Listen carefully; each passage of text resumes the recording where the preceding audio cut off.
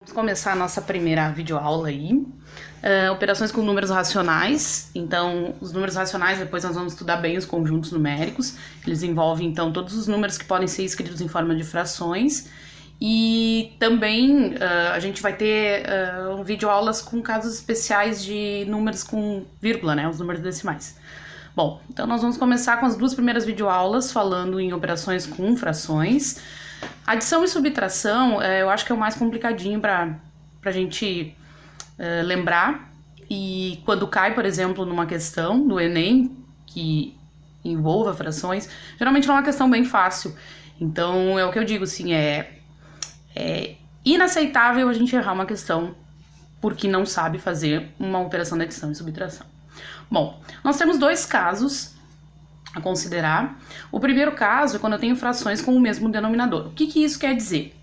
Quer dizer que o número que está aqui embaixo, né, que a gente chama de denominador, e numerador são os números de cima. Então, independente se eles são iguais ou diferentes, os de cima, eu tenho que me atentar sempre nos de baixo. Bom, quando eles são iguais, a única coisa que nós temos que fazer é manter o mesmo denominador, ou seja, vou copiar ele aqui e fazer a operação com os números que estão em cima, os numeradores. Então, vai ficar 2 mais 3, 5 quintos. E isso aqui, 5 dividido por 5, quanto é? É 1 inteiro, né? Agora vamos fazer a subtração. Lembrando as regras de sinais, né? Mantém o mesmo denominador e faz a operação com os numeradores. 2 menos 3, sinal diferente, diminuído ao sinal do maior, ou tenho 2, me tiram 3, o que vai ficar? Menos 1, né? Menos 1 quinto. Bom, o que nós temos aqui, então? Nós temos uma fração que a gente chama de irredutível. Eu não tenho como simplificar, então é essa a nossa resposta. Tranquilo, né? Adição e subtração com frações de denominadores iguais, tranquilo. Agora vamos ao que é mais complicadinho, que é o segundo caso, que é adição e subtração com frações de denominadores diferentes. Bom, vamos resolver esse primeiro exemplo aqui com o que a gente está acostumado, com o que é o que vocês aprendem lá no ensino fundamental mesmo. O que é? Quando eu tenho denominadores diferentes, na adição e subtração, eu tenho que fazer o que a gente chama de mínimo múltiplo comum, ou MMC, que é a decomposição simultânea dos denominadores. Por favor, gente, esqueçam os números de cima por enquanto. Então, eu vou decompor o 5 e o 3 em fatores primos simultaneamente, lembrando quem são os números primos. O 2, o 3, o 5, o 7, o 11 e assim por diante. Bom, não dá para dividir nenhum dos dois por 2, mas dá para dividir um deles por 3. Então, eu vou colocar o 3 aqui, o 5 não dá, baixo 5, 3 por 3 vai ficar 1. Agora, o 5 é primo, né? Então, só dá para ele mesmo também. Então, fica o 5 aqui, 5 por 5, 1 e baixo 1.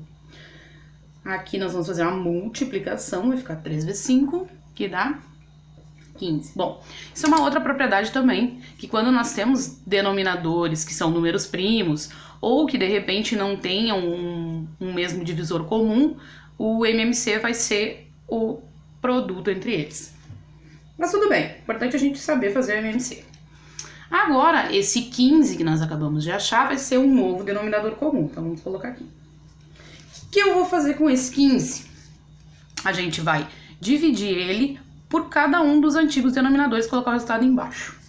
Então vamos lá, 15 por 5, 3, 15 por 3, 5.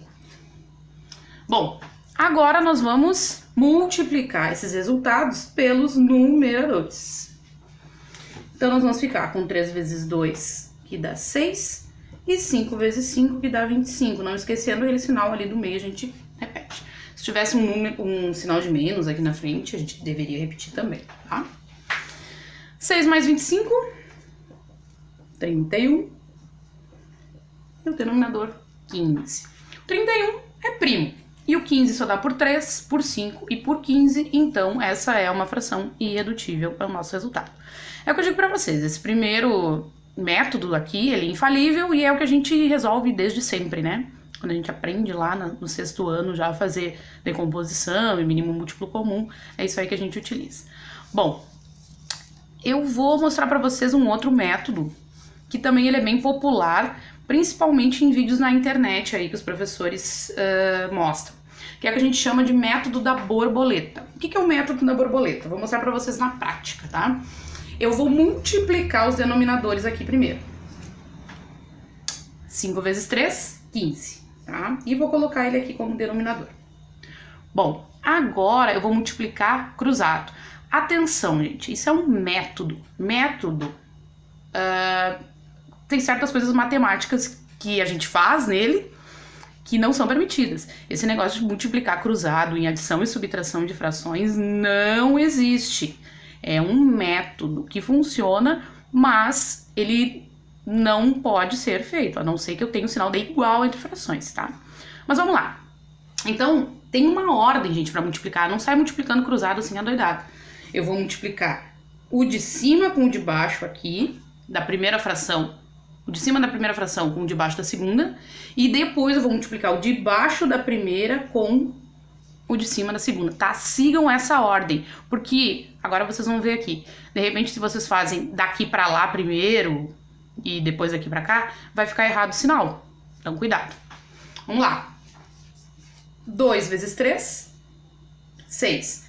Repito o sinal do meio, menos 5 vezes 5, 25. Agora, pela regra de sinais, tenho 6, tiro 25, ou sinal diferente diminuído ao sinal do maior, vai ficar o quê? Menos 19, eu acho. Não, tenho certeza, sobre 15. Na matemática a gente não tem achismo, a gente tem certeza. Bom, outra certeza que eu tenho é que o 19 é primo. Não tem como simplificar com 15, então menos 19 quinzeavos é o resultado dessa fração, dessa operação. Então, gente, assim, ó, esse método ele vai funcionar em qualquer fração que a gente faça. O que vai acontecer?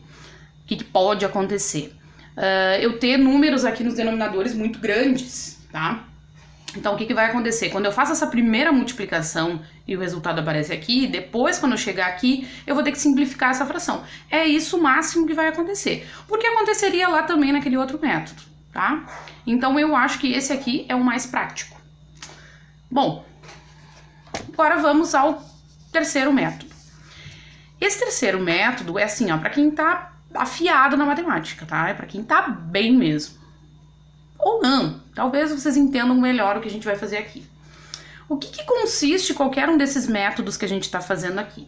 Eu tenho que transformar os denominadores ali daquelas frações em denominadores iguais. É isso, basicamente é isso. Quando eu olho o 5 e o 10 aqui, eu penso, que operação eu posso realizar em um deles para que se transforme no outro, por exemplo? Entre o 5 e o 10, eu posso multiplicar o 5 por 2 ou dividir o 10 por 2, né? Se eu multiplicar aqui por 2 vai dar 10, se eu dividir aqui por 2 vai dar 5. Então, eu posso fazer isso. Bom, eu vou escolher multiplicar o 5 por 2, tá? Só que, atenção, tudo que eu fizer no denominador, eu tenho que fazer no numerador também. Então, o que vai acontecer? Se eu multipliquei o denominador por 2, eu vou multiplicar por 2 o denominador dessa fração também, tá? Então, agora vamos reescrever essa fração já multiplicada. Bom, 2 vezes 2, 4, e 5 vezes 2, 10. E vou reescrever essa outra aqui. O que aconteceu? Eu tenho duas frações com o mesmo denominador, vai cair lá naquele primeiro caso que nós vimos no início do vídeo. Então, a gente copia ou conserva o denominador comum e faz a operação com os numeradores. Então, eu vou ficar com 6 décimos. E aí, 6 décimos é uma fração irredutível? Ou eu posso simplificar? Posso simplificar, né? Por 2. E vai nos dar o quê? 3 quintos. Agora sim, eu tenho uma fração irredutível. Beleza? Bom, então, nós temos esse primeiro método aqui, que eu falei pra vocês, o segundo, que é o da borboleta, e o terceiro pode acontecer assim, ó, visualmente, de eu enxergar, eu posso fazer isso com um denominador, posso fazer com outro, mas se de repente aparece uma fração assim, ó, até vou tapar esses métodos aqui pra gente se ater melhor. Aparece dois denominadores que como é que eu vou dividir o 6 pra dar 5, ou multiplicar o 5 pra dar 6? Fica complicado, né? Mas tem como a gente fazer uma multiplicação aqui para que os dois fiquem com o mesmo denominador. O que pode acontecer? Eu multiplicar isso aqui por 6 e esse aqui por 5. O que vai acontecer? Eu vou reescrever aqui os denominadores para vocês verem. 5 vezes 6 vai dar 30 e 6 vezes 5 vai dar 30 também. Beleza, temos os mesmos denominadores. Mas acontece a mesma coisa que eu falei para vocês no último exemplo. Tudo que eu fizer com o denominador, eu tenho que fazer com o numerador também. Então vamos lá. Se eu multipliquei aqui por 6, aqui eu vou multiplicar por 6 também. Se aqui eu multipliquei por 5, aqui em cima eu vou multiplicar por 5 também. Vamos colocar os resultados ali então. 2 vezes 6, 12. E 7 vezes 5, 35. Bom, denominadores iguais. Primeiro caso, conserva o denominador, faz as operações com os numeradores. Então, eu vou ter 47 30avos. Bom, de novo, caio numa fração irredutível porque o 47 é primo. Gente, tem exercícios desses para vocês resolverem, então, na lista. É mais de prática, tá? Quanto mais exercícios vocês resolvem, mais tampinhas vocês ficam, né? Melhores vocês ficam e a matemática vai fluir melhor. Até o próximo vídeo, então. Obrigada, gente.